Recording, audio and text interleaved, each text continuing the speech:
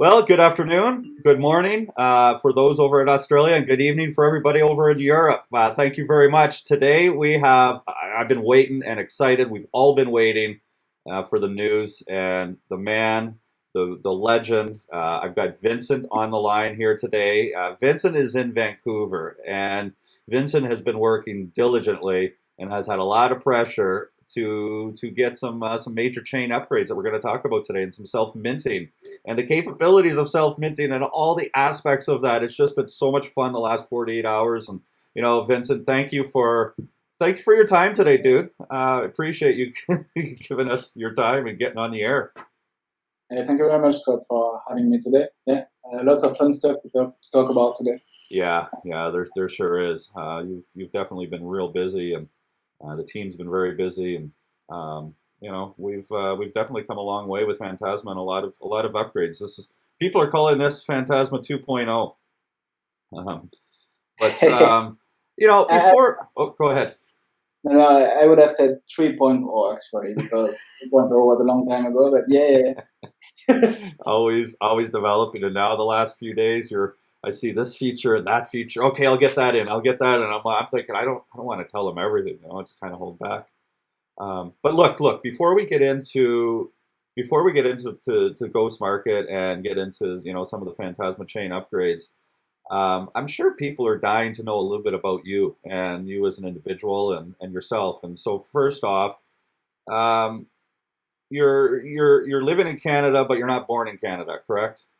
Yeah, that's correct. I'm French. I moved to Canada about 8 years ago, first on the East Coast, and since 5 years I'm in Vancouver, Canada. Um, so I'm a dual citizenship, and I enjoy pretty much living in Canada. Yeah, it's some of you know I'm Canadian as well, and I love Canada. And I told you earlier, Vancouver is probably my favorite city in all of Canada. It's beautiful, absolutely. So you picked the right city to live in with some of the right people. Yeah. And what brought you to Canada? I mean, why did you decide to make that move initially from France? This was mostly due to job opportunities. Both my wife and myself finished our studies in France, and we had internship opportunities in Canada. Also, we always wanted to practice English, so it was like the perfect time. Mm, yeah. How much French is in Vancouver? Where I grew up in Northern Ontario, we were almost 50-50. No. Here it's very, very limited. I don't know the exact count, but maybe 40,000 people. No, I think it's even less. But compared to other places in Canada, it's very limited. I speak 99% English here. Yeah, yeah. And so you say you moved because of job opportunities. Yeah. Well, here you are. You've got your own gig. Something Yeah. happened, right? What happened? Some bumps down the road. No, it's so I used to be a network architect Okay. for a little bit more than 10 years. But since maybe 4 or 5 years, I've also been involved in a lot of blockchain projects, and whether it's personal projects or as part of a team. And the more I did that, the more I was like, I should do that for a living, you know? Uh, Why do I keep working at night until 3 a.m.? I should do that for a living. So since last January, I completely stopped my full-time job, and I transitioned into a wide variety of projects, mostly on 3 different blockchains. wow. That's I get it. So you've been in the blockchain world, in the development of blockchain world for the last 5 years. Yes, it's been about 5 years.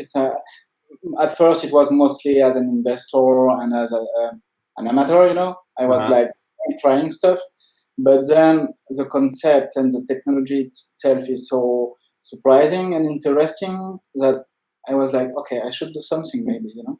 And I started doing small projects, small gigs, and more, and now I do that full time.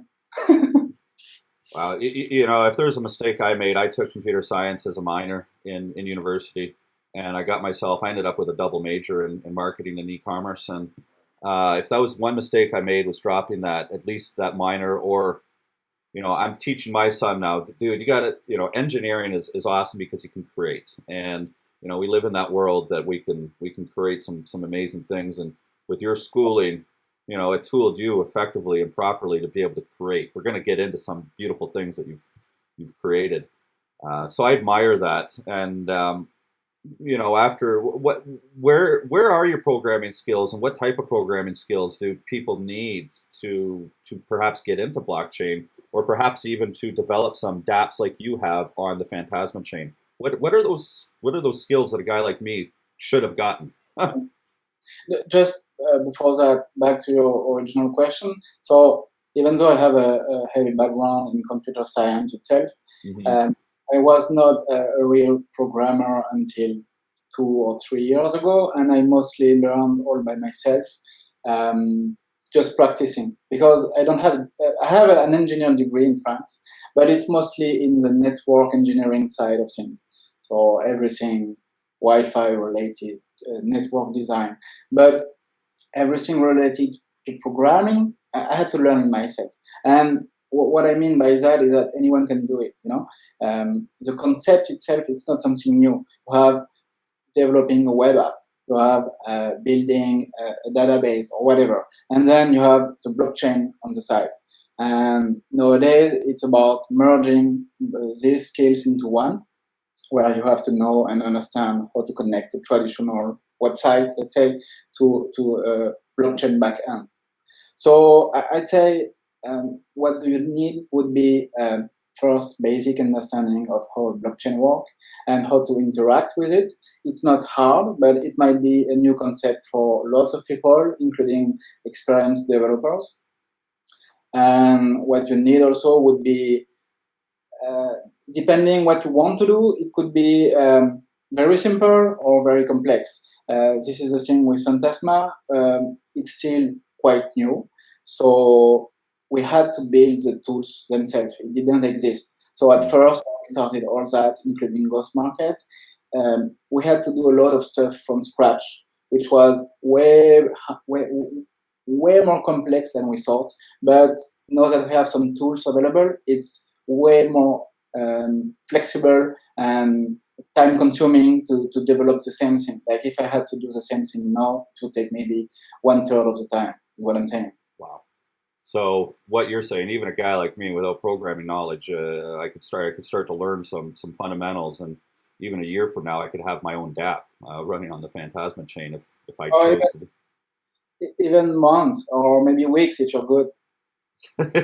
Well, we're talking me here. We're talking months, but that's fascinating. So, I mean, some of these changes to get to Phantasma 3.0 are some of these tools that have been built in the chain, and some of these upgrades, because it's in the Yeah, hundreds of upgrades. Like it's right. It's yeah, fascinating. yeah. All right. Well, we'll get into that in a little bit as well. Um, yeah, I'm trying to run different stuff here and look at my questions and run the productions, and you know, let's start to transition a little bit into getting an understanding of now that you develop these programming skills, you've got your engineering skills. At some point in time, you found the Phantasma chain, and you started to create a vision and wanted to create some tools, and of course, you've gotten involved with the team and development into the core. But where did all that transition, and where did your vision for GhostMarket start? So it started last summer, summer 2019, during Phantasma dApp contest.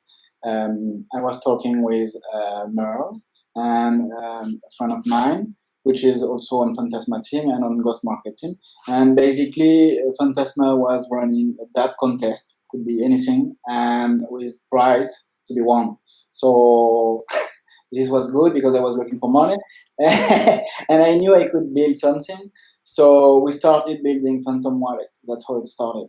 And overall, a few weeks after we released the preview, we noticed the team had needs in terms of programmers and basic people helping the team.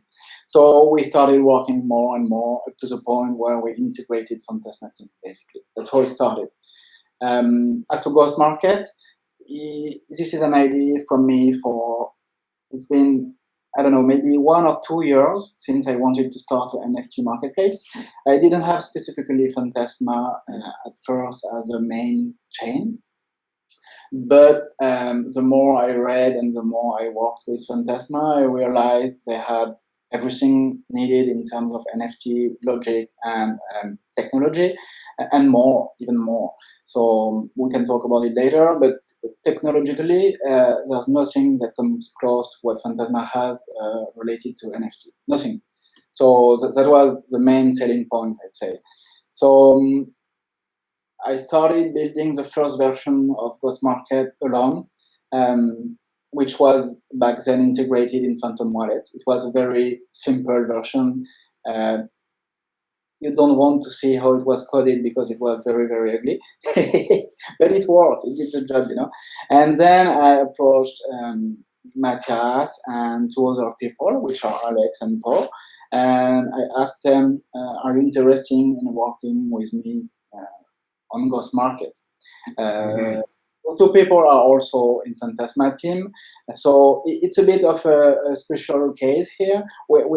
GhostMarket is not directly a Phantasma project, but we have 4 people from Phantasma working on it. Just to be Wow. clear. Man, that's fascinating. You know what's interesting is, when I was putting together some of the questions to ask you and thinking about this AMA and what it might look like, and more importantly, from a marketing perspective, who it was going to be speaking to, artists, musicians, crypto investors, NFT investors, who would be interested in this content. I never thought of how the relevancy towards other developers, and that's a core audience to Phantasma. It's one of our 3 core audiences that we are going after. And some of the stuff you're talking about, I never expected to hear, but it's fascinating to know that one, you created a vision, and here's a parallel here with Garth and with Senjin over at Bloodrune and Godi, that you've got these brilliant minds such as yourself that have had this vision and seek out the technology, and you're ending up on Phantasma and starting to create your dApps. And so GhostMarket is a phenomenal dApp, and as you can tell, I'm a big fan of 22 Racing.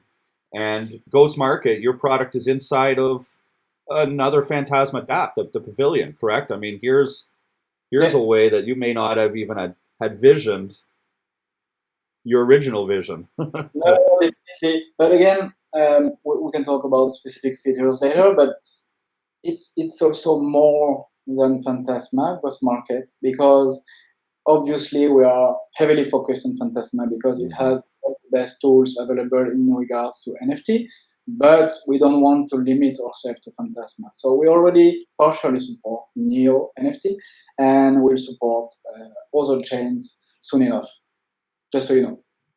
Oh yeah. That's a real important aspect, because one of the major upgrades that we had in October was Ethereum interoperability, and so you could sell an NFT on your GhostMarket for Ethereum that was created utilizing the Phantasma chain. But even more than that, soon enough, Phantasma will deliver NFT chain swap technology. Mm-hmm. So at the moment, you can buy stuff on one chain with assets from another, which is pretty cool already. But the idea is that later you'll be able to mint on one chain and port that over to another chain. Even though an NFT is not created on Phantasma Chain, it could be traded on Phantasma Chain. That's the idea. Chainception, if you want. It's fascinating. I mean, let's face it. Your GhostMarket is the world's first cross-chain NFT marketplace. Yes. Wow, incredible. It's a pretty interesting and at the same time pretty hard technology. Yeah. It was really exciting the last couple of days, and seeing some of these artists with their art is just fantastic. So I guess on that note, that's a good transition to understand a little bit of the background, that what does self-minting mean to GhostMarket? And I can talk about it. So we launched GhostMarket, I think it was late July or something, but the downside of the first iteration we had is that we were limited to one project. And even though it's a very exceptional and great project, 22 hours, it was limited to one project. That's because up until this week, to develop a dApp or a smart contract in Phantasma, it was not hard, but it was maybe cumbersome, I'd say, to deploy a contract and all that kind of stuff. You had to be in contact with the team directly, not because people needed our approval or whatever, but because it involved some stuff which were not well documented or some function which were hard to understand. And basically, what happened this week is we allowed anyone to deploy a custom smart contract very easily through the release of a smart contract compiler. And this is exactly what GhostMarket does. As soon as the chain upgrade was done, I was able to deploy a custom smart contract, Ghost. And what it does basically is it allows anyone to mint NFT based on a specific logic I added in this smart contract. So the whole idea is that you don't have to rely on a project to mint NFT and then bury them, which is kind of what 22RS does. You can mint your own NFT. And it's still defined based on a set of predefined parameters, like you have only 3 attributes to choose from. You have to choose the NFT type. So it's not completely flexible, but it's sufficient enough for 99% of use cases. Yeah, we can have an entire AMA just on potential use cases. I mean, it legitimately keeps me up at night. It was just 2 nights ago, as a matter of fact, I was telling you about that idea of the 50. You know, we'll talk about it another time. Wanted to be able to have it and pull it off today, but we want to do things right and just didn't want to have it done half-assed. But the whole concept of use cases is phenomenal. Now, so with GhostMarket, you saw this vision back in July, and there were certain things that you wanted to get done. You wanted to make, for example, onboarding a lot simpler for developers, and then you had to do some upgrades to the chain, and you got involved into that development as well, correct, with the Phantasma developers and the team. What were some of those upgrades? Yeah, so that's the second part. The first part was the contract deployment itself. Mm-hmm. This is done. The second part was about basically upgrading Phantasma NFT standard. Until now, we didn't have a proper standard. We worked with Gordy back in February when they started an NFT sale to have a general idea and a general guidelines, I'd say, so that we can retroactively make their NFT compatible with the future Phantasma standard. But back then, it did not exist. So since this week, again, what we have now is a proper NFT standard. We have a very simple set of rules. If NFT is minted in a specific way, it automatically is compatible with all Phantasma ecosystem, whether it's GhostMarket, Poltergeist, Ecto, the Chain Explorer, all of that is kind of automatically done. As soon as you mint a new NFT, it will show up. There are a few tweaks. I'm not going to say it's fully automated, but it's mostly automated. So that's the first thing. It's to make new project and new NFT compatible automatically. If they want to. They don't have to comply with the standard, but I mean, that's why a standard is there for. Mm-hmm. So that's the first thing. Second thing was about, I think it was 2 or 3 months ago, we were discussing with the team, and we were trying to add basically all the NFT technology which was available in other projects, but we didn't have. We wanted to have them. So that's what we did. Engine had the infusion stuff. We didn't have that on Phantasma. At first, I added this logic in GhostMarket smart contract, which was very cool and working. But then we decided, okay, why don't we do it natively on chain? So that new project don't even have to handle this. It's native. You don't have to code anything in your contract. You can just use a chain feature and you have it. So that's what we did. That's what took some time. Basically, any NFT, whether it's Ghost or whatever new token you create, you can infuse it and you don't have to do anything. It's Very simple. So that's the first thing in Fusion. We added this, and we not only we kind of used engine initial ID, but we built on it. Basically, we are not limited to infusing one asset. We can infuse an unlimited amount of assets, and we also can infuse NFT within NFT, which is a world first. No one does that, and it opened up a whole world of new use cases. We can think about new kind of games, puzzles, whatever. You are now able to do whatever you want with NFT. There's no limitation. So that's a thing we added. Another one we wanted in preparation for the NFT chain swaps, we had to define metadata standard. Basically, there are two components in NFT. That's the NFT structure itself, and then there's the metadata, which is what defines, let's say, the name, image, description. So what we worked is to have the Phantasma standard compatible with other chain standard. So, for example, ERC 1155 or ERC 721 for Ethereum, and also the equivalent on Neo. We did that because once we introduced NFT chain swap, you'll be able to port over your NFT transparently and seamlessly. If the standard were not compatible, it would be either impossible or very hard to do. But we made it in a way so that we are very, very similar to what's existing in other chains. It's all about interoperability in 2020 and 2021. So this was our focus, basically. It's fascinating. And so, I mean,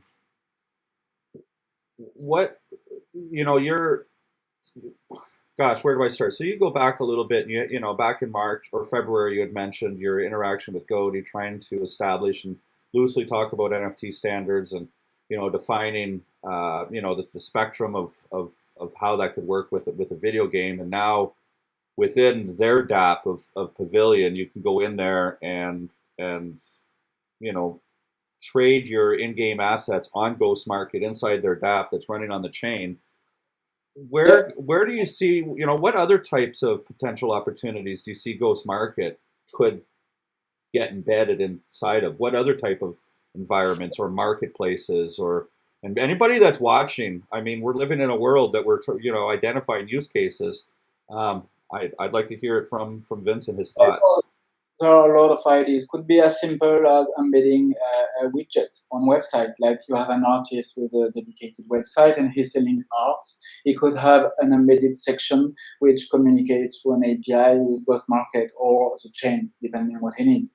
So he doesn't even have to connect to GhostMarket. He can just embed it, have an embedded widget. That's one solution, but basically it's all about remote connectivity, I'd say. You don't have to connect to GhostMarket. You can connect to its API because we have a lot of API endpoints, whether it's just to facilitate NFT browsing. Like if you want to know, okay, this Ghost NFT, what's the image, and you don't want to have to rely on going into GhostMarket to do that. So we have API which does that. Wow. Yeah.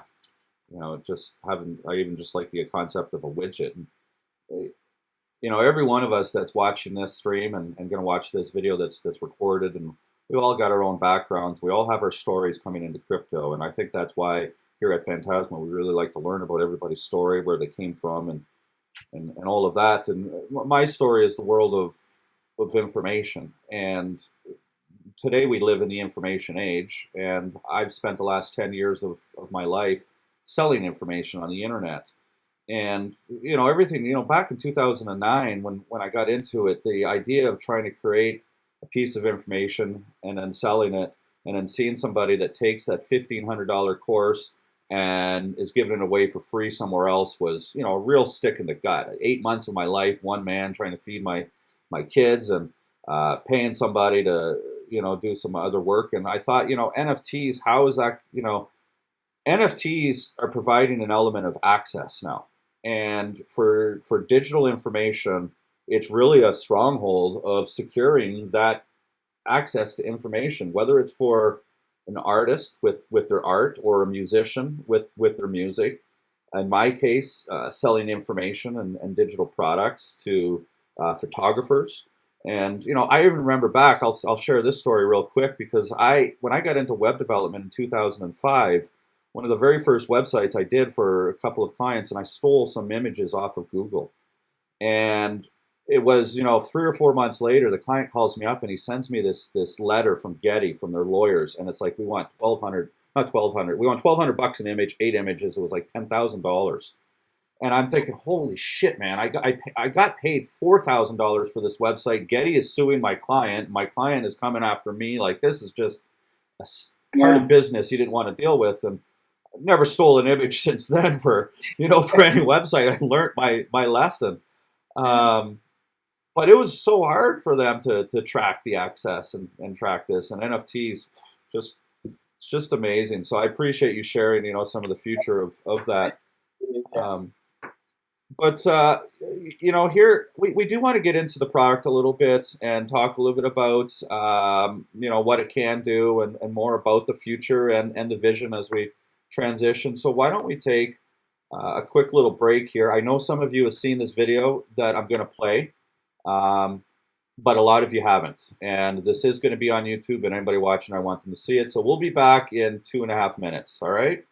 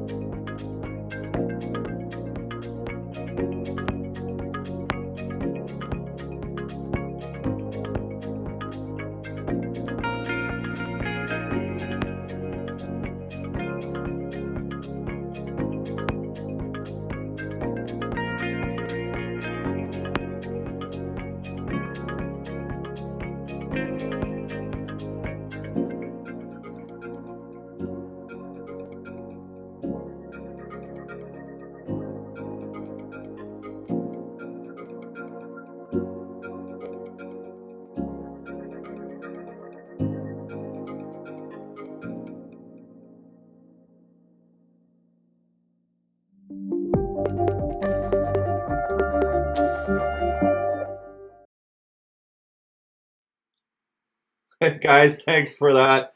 That's just a little bit of an overview video tutorial. And there's a nice comment here from Bill. And he says, imagine there's a way to sell your social media profile. And I was, immediately I said to Vincent, I can't use the, pardon my French word that I use. And I went, holy bleep. And that's huge. And it reminds me, my cousin, there's a video that my cousin did, and most of you have probably seen it because it's one of the most viewed YouTube videos outside of music videos, and it's the one of a dog, and there's a guy feeding the dog, and some bacon, and the dog, voiceover goes no. But anyhow, he amassed a YouTube following of 1 million followers, and he sold his channel for $1 a subscriber, $1 million, and I think he ended up getting $300,000 or $400,000 just in payouts from that video, and it was like that concept of, again, me coming from the world of followers. That's an asset, and you can build your assets on that. And what are your thoughts about that? In terms of the future, integrating social media ownership and ownership of followers into. Yeah, I think it's very, very, very interesting concept. When we started working on the whole art/music stuff, we realized there are so many possibilities out there. Whether it's about, example, for music, just about having a music NFT viewer. This is something we don't have for now, but it's totally doable to build an app to do that. Same thing for social media profile. We could think of some kind of social media, eBay, NFT avenue. My point is there are an infinite amount of concepts and design which we don't even know yet. Like, everything is to be built. Boy, in the world of selling, we'd do webinars, and you'd spend 45 minutes teaching, and you'd spend the last 5 or 10 minutes actually getting into the sales pitch. And I feel like right now I should have some sort of sales pitch to developers, and like people, anybody that's listening to this, eyeballs. It's just, look at what we've talked about in the last 30 minutes here of your path and the onboarding and the access and the capabilities, and now just the potential future of NFTs. You look anywhere in the crypto world, and there's somebody that's saying NFTs are the next big thing of 2021, blah, blah, blah. Us soldiers, we understand the value. We've been encased in it some time.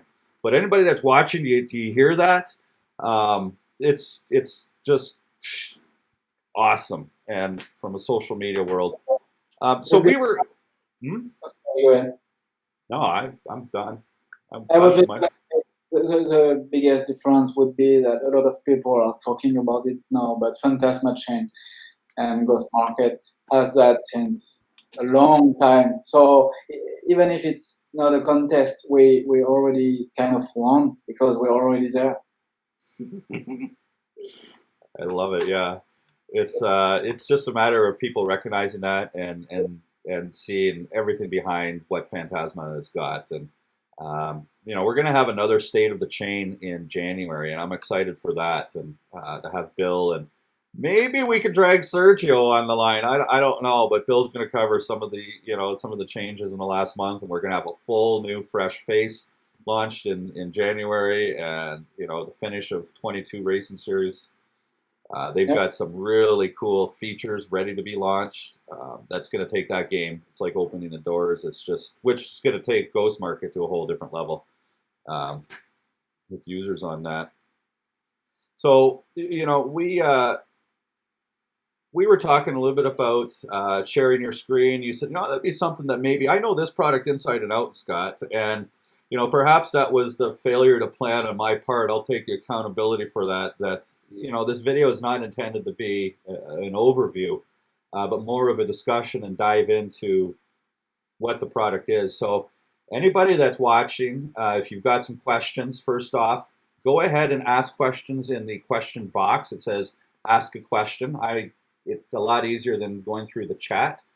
And anybody, if there's any questions that you've got about GhostMarket in the next 10 minutes or so, Vincent will be able to share his desktop and dive in if we need to.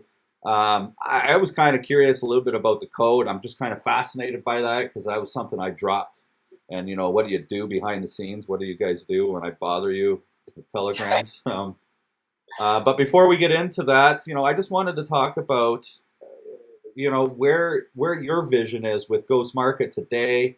What are you working on today in terms of features and these immediate changes? Where do you see it in a month from now? What are the limitations the product has today that won't exist in a month or in 6 months? Yeah, okay. So I'm a to-do list guy.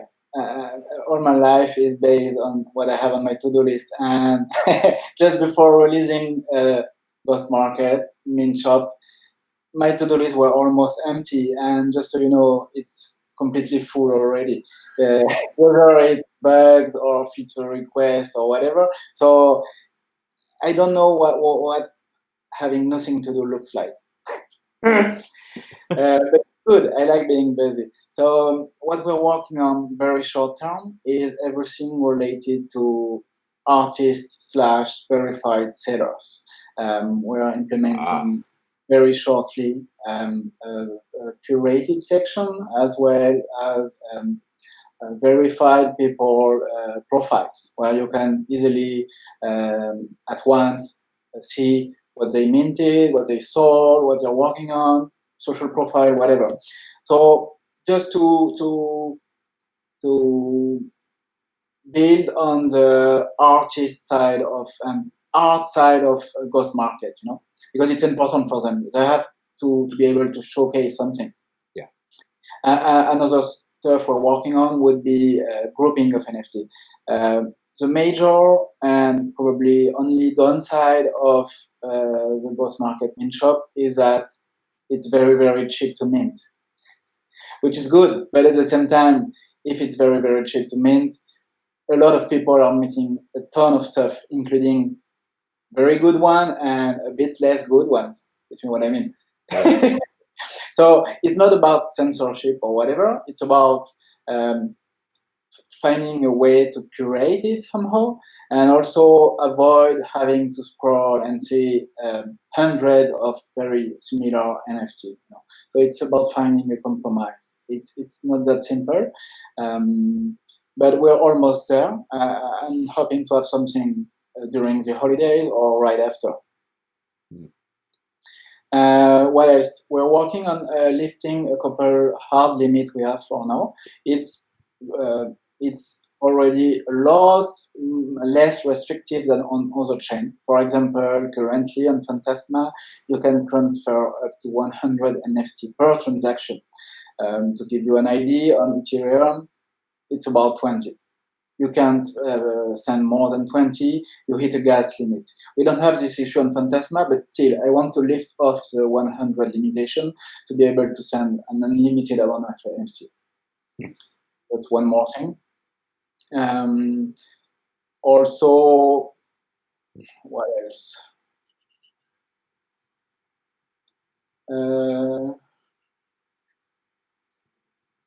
Well, when you're talking about profiles and you were talking about curation, I just kind of wanted to expand on that because that's, again, in 2005, I put on my algorithm hat and realized that an algorithm was something that was very important. And then back then, the algorithm was not involved in everybody's life. And I knew that the algorithm was going to be in everybody's life in so many different ways. And today we see that whether it's our Facebook social media feed, whether we are trying to drive from point A to point B, or we're doing searches on the internet, or even algorithms with the way our photos are lined up inside of all these tools. The point being is the blockchain is equally, if not as important and bigger. It's going to be involved in everybody's life, and we're at the start of that right now. And the idea of curation, we didn't anticipate some of these challenges that right now in GhostMarket, you mint 10 things, all 10 of them are lined up. And so Vincent is going through the discussions to figure out the best way to curate that information, and give authority. And one element of the algorithm of Google that we know, it's all built on trust and authority. Well, it's going to be no different in a sense in GhostMarket when you're talking about profile creation. That authoritative artists that have a solid following, that create good quality, legitimate work, and not some girl dancing on a little GIF. Everybody, people that have been GhostMarket know what I'm talking about. Get that good authoritative exposure for the vision of what Phantasma is. And Phantasma is truly a high-class, high-quality blockchain. So that's my little rant. I just wanted to touch on profile and curations of what you're working on. Some of these things. Yeah, exactly. Besides that, it's a lot of stuff related to improving user experience. So whether it's onboarding user, like we are working on adding a fiat ramp to GhostMarket, basically. So people don't have Sol or don't have ETH, not an issue. Click, next, and they can buy it directly on GhostMarket. This is something I've already been working since months. It's almost ready. There, you just dropped a bomb on me that I wasn't aware of. Mind blown. And if there's something about 2020, dude, why is Bitcoin where it's at? It's it's adoption. And look at PayPal. And it was interesting because 2 weeks ago, my girlfriend, she calls me. She says, "I just bought some more Bitcoin on PayPal," and I went, "That's the reason why we had this big run." And PayPal is slowly rolling out. And back on October 2nd, Bitcoin was 12 grand, and what's it now, 24 or something. And that's because of access, and that's only 147 million people. What about when a social media giant like Facebook launches Diem, and they've got 1.7 billion people or 2.7 billion people that are going to be one click away from onboarding to crypto. And now you're saying GhostMarket will have access to anybody that owns crypto in a wallet. Finish there. Basically, a lot of stuff we're working on revolves around improving and having a top-notch user experience. So, I don't know, we don't have that much extra steps when it comes to buying or selling, but removing all kind of friction is what we're trying to focus on, basically. Yeah. Because I tend to treat GhostMarket like a regular e-commerce website. You don't on a traditional website, if you're stuck more than 2 seconds in some place, or if your shopping cart hangs or whatever, you leave. And it's pretty much the same here. You're interested into something. You want to buy it. You should be able to do so in 2 clicks. Wow, fascinating. I did have a question in regards to profiles, and you were talking about that particular expansion. That's something that's on your to-do list right now. So that's a feature upgrade that we're going to see relatively soon. You think we're going to see that before the Genesis series is launched in January? Yeah, so it would probably be next week for the profile and such. It's almost done. I'm finalizing it. The grouping of NFT, like you mentioned, might be just a bit more time because there are different options, and we have to test it and ask for feedback. This is basically what I do every time. I have a group of 5 to 10 people, which are my beta testers, and I ask them a lot of stuff, and they give me a lot of feedback. So that's great, but it takes time to go over all this iteration.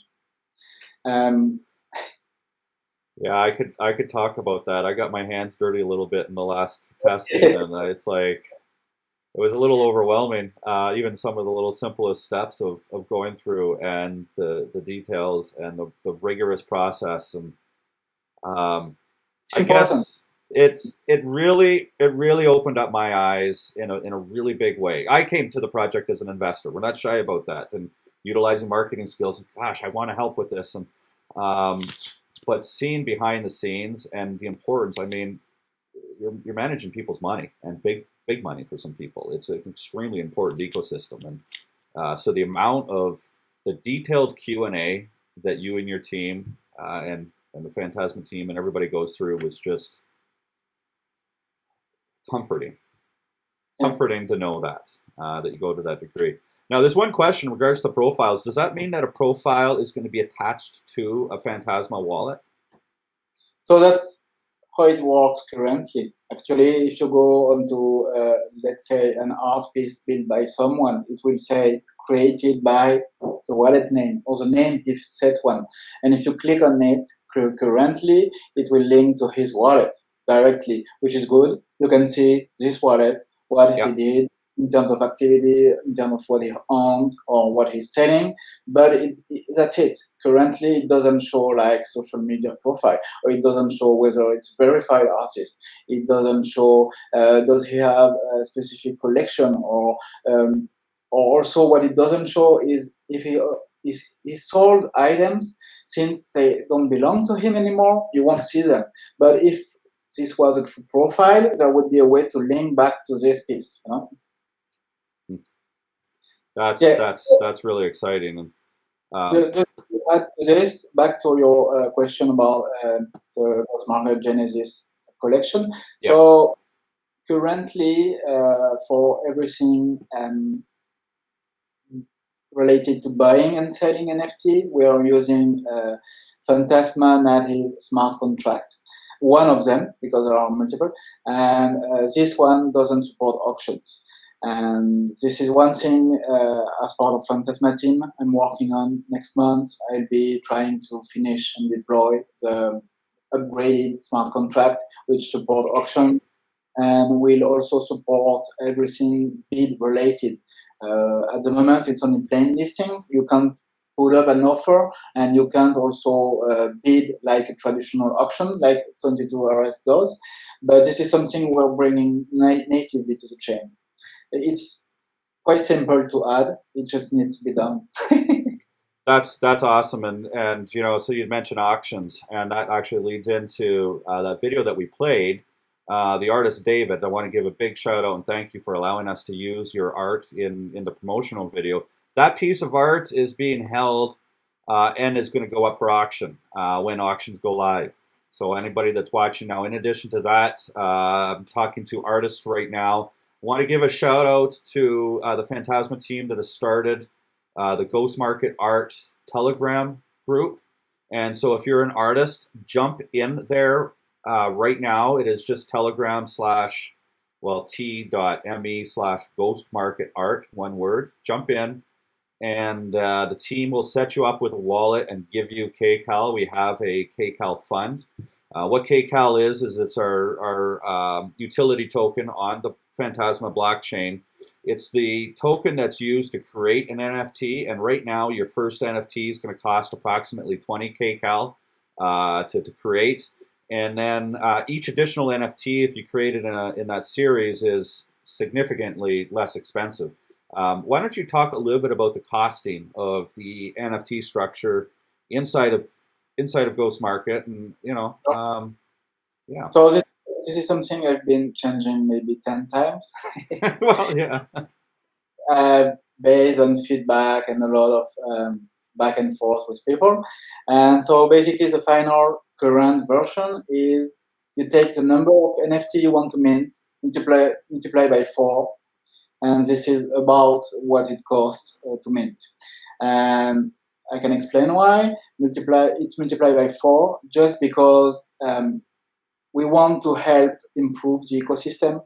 So first thing we do is half of the fee are burned. So let's say something would cost 40 KCal. Actually, 20 are burned instantly. This is basically to reduce KCal supply and help improve the ecosystem. And on the 20 left, half goes to GhostMarket, and the other half gets automatically infused into the NFT. We did that because, like I said, we worked completely inside out the NFT standard, and as part of that, what we did is to mint NFT on Phantasma, you have to stake Sol.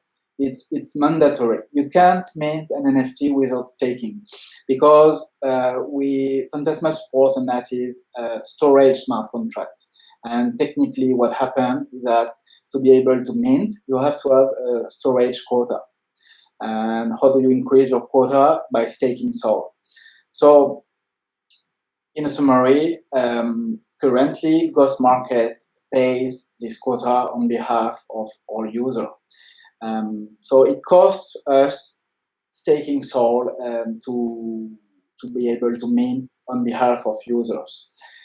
to incentivize recycling old NFT or useless NFT or test NFT, we auto-infuse at least 1K call on each NFT. That way, later, if people don't want to use their NFT, they can burn them.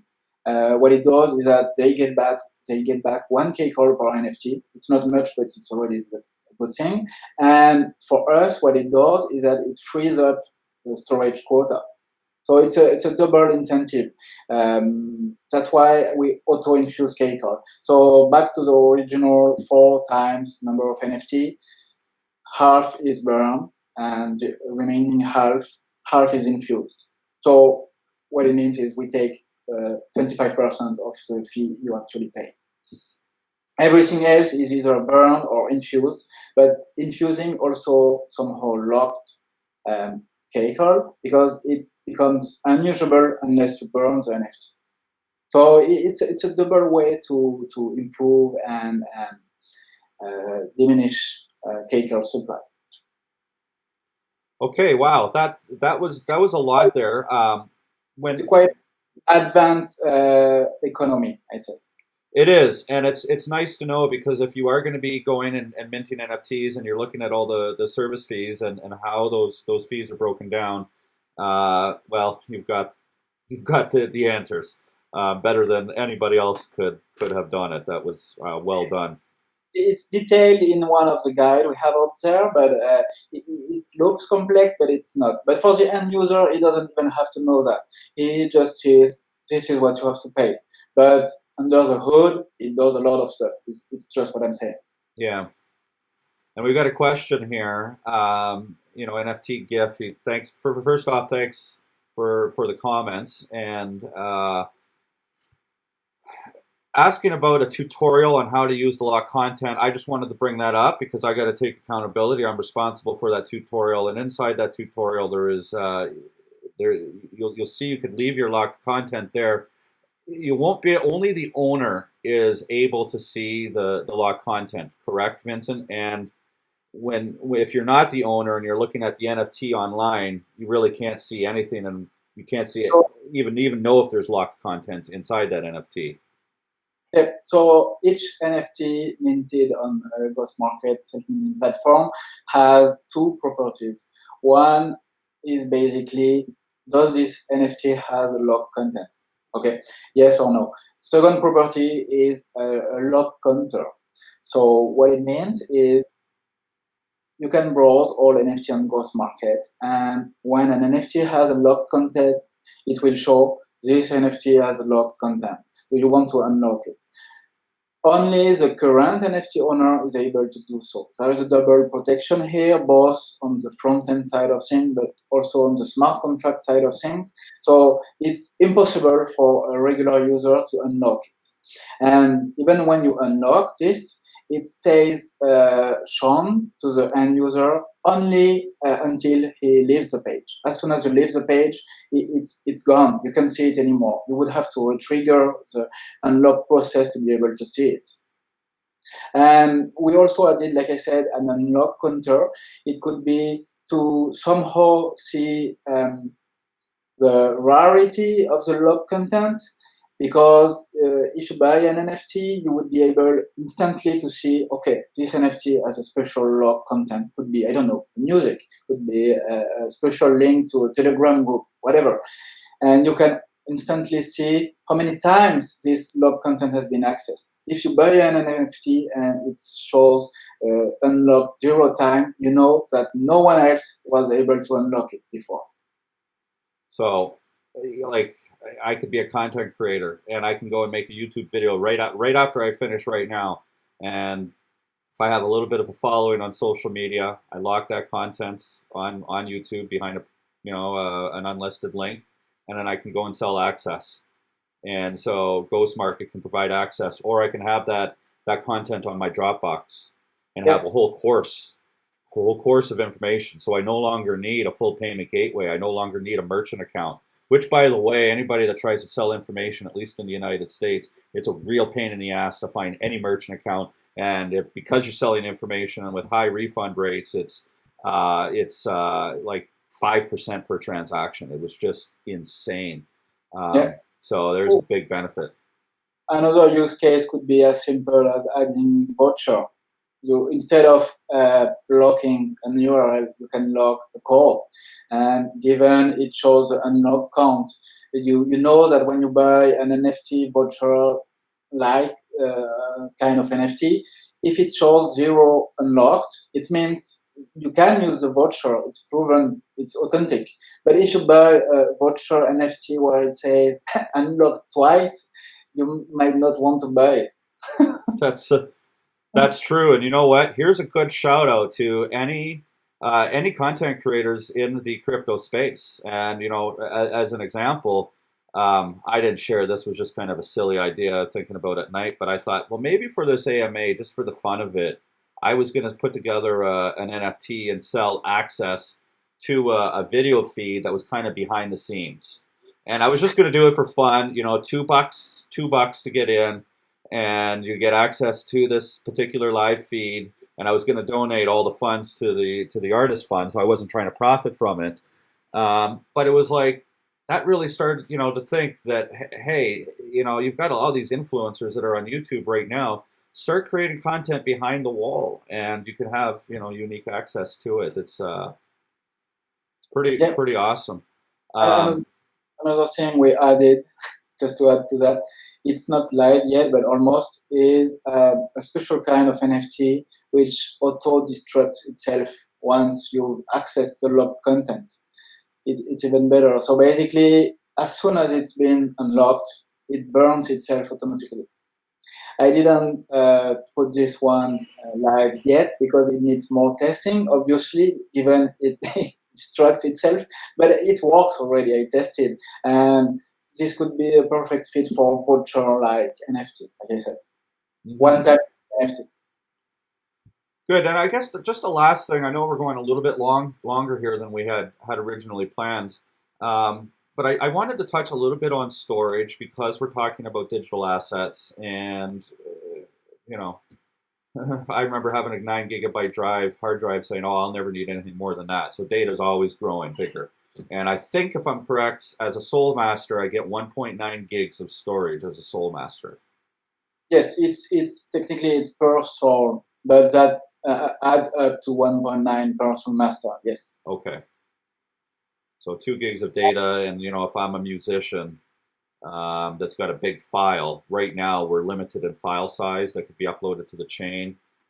Talk a little bit about that aspect of musicians and how that may work for them, because we do have some musicians on our team that are looking to create musical NFTs. This is a separate feature from the locked content feature. It's completely separate. What you're talking about is the chain smart contract storage. Anyone from any wallet can upload files and store them on chain, whether encrypted or not.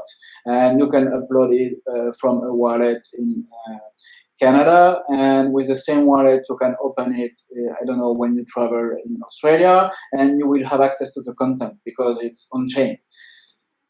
But this is not what GhostMarket use for the log content feature. What we do for the log content feature is actually we store in the smart contract encrypted a string. So basically we store whether it's an URL or the data itself, but this content is not on chain. This is gone for many reasons. First is because chain storage is very expensive. Even in Phantasma, which is quite optimized, it's very expensive, especially if you want to store a lot of data. So second thing is people are used to storing that kind of content elsewhere. Artists are used to that on other platforms. Locking content within an NFT is not a new concept in itself, and it's been used on other platforms. It works well. So this is something we try to replicate to make it more seamless for artists to migrate over somehow. But this is not about storing data on chain itself. The NFT and the NFT public content is on chain, sure, but the log content feature is storing an URL encrypted on chain, which is for external content. Well, that's exciting, and this is a good lead-in. Now, I guess this is our 5-minute sales pitch. Coming in January, we're going to have an artist on AMA and talk about how all the different applications and perspectives of an artist and the challenges that they go through. And so, any artists that are watching this, we will have that promotion coming very soon. It's going to be in relation to GhostMarket, and then following the week after that. These may too flip, but they're going to be a week apart. The next one is musicians. And we've got somebody that's highly involved in the community and how NFTs are potentially going to change the music industry through 2021. And that's really, really exciting. I've written about that, and when I've done my research, I'm just absolutely fascinated by that. So it's really exciting, all the elements that are coming up. So look out for those 2 events come January, as well as a State of the Chain AMA. Definitely we'll have Bill on here. Going to try to get Sergio. We'll see. I can't make those promises at this point in time. And talk about all the Phantasma updates, the different marketing elements, business development elements, partnerships, and all that fun stuff and what has transpired. That's really exciting. And soldiers, listen, there's a tutorial video on the YouTube channel for Uniswap pools. There's some good benefits there. If this is a project that you are passionate about like myself, definitely go and check out that tutorial and get yourself into the liquidity pools in Uniswap. There are some really great benefits there for token holders, and learn about the benefits and of course the pros and cons, because everything in crypto, there's everything's not shiny, even though this year has been really shiny. So those are the 3 things. And then finally, Vincent, dude, thank you for your time. Thank you very much for having me. Yeah, man. I know I've been bothering you the last couple of weeks. I'm like, when? You're basically like, just leave me alone. Let me do my... No, you were so graciously nice. Nice. But I know. I was like, let's get it going. Let's go. So thanks, dude. And thanks to everybody. Thanks for our soldiers and everybody watching this show. And we will see you next year, because we're not going to have anything live. It's Christmas. It's actually Christmas Eve right now for some of our viewers. Like Bill. Yeah. It's Christmas Eve day for him. Crazy. So everybody have a wonderful holiday and Happy New Year. Thank you. Thank you very much, guys. All right. Thanks.